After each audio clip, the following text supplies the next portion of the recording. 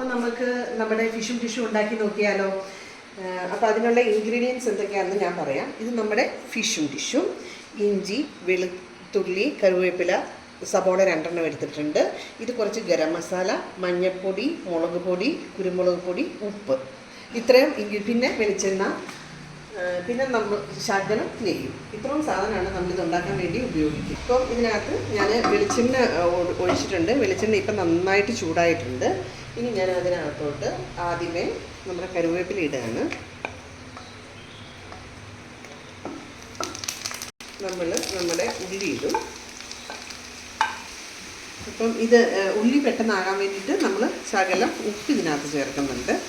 അപ്പം സ്പീഡിൽ ഉള്ളി നമുക്ക് വരണ്ട് കിട്ടും. ഉള്ളി ഇപ്പം ഏകദേശം ഒന്ന് വാടിയിട്ടുണ്ട്. ആ നേരത്തെ നമ്മൾ നമ്മുടെ വെളുത്തുള്ളിയും ഇഞ്ചിയും ചേർക്കും. ഇനി ഇതൊരു പകുതി അതായത് ഒരു ചെറിയ ബ്രൗണിഷ് കളറായി കഴിയുമ്പോൾ നമ്മൾ ഇതിനകത്ത് നമ്മുടെ ഫിഷും ഡിഷും ചേർക്കും. ഇപ്പം നമ്മുടെ സബോള ഏകദേശം പകുതി മൂപ്പായിട്ടുണ്ട്. അപ്പം നമ്മൾ എന്ത് ചെയ്യും, നമ്മുടെ ഇടിച്ച മീൻ നമ്മളിതിനകത്തോട്ട് ഇട്ട് കൊടുക്കും.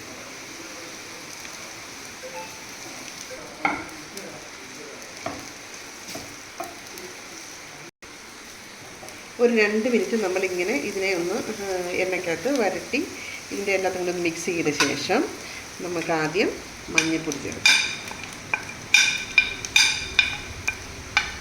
മഞ്ഞൾപ്പൊടി ചേർത്ത് ഇളക്കിയിട്ട് ഗരം മസാല, കുരുമുളക് പൊടി, മുളക് പൊടി ഇതെല്ലാം കൂടി ഇതിനകത്തോട്ട് ചേർക്കണം. എല്ലാം കൂടി നന്നായിട്ട് ഇളക്കി മിക്സ് ചെയ്ത്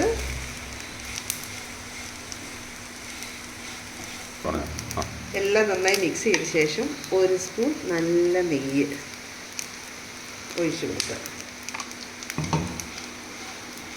പിന്നെ നമുക്ക് സ്റ്റൗ ഓഫ് ചെയ്യാം. നമുക്ക് നമ്മുടെ ഫിഷും ഡിഷും ഒരു പാത്രത്തിലേക്ക് മാറ്റാം.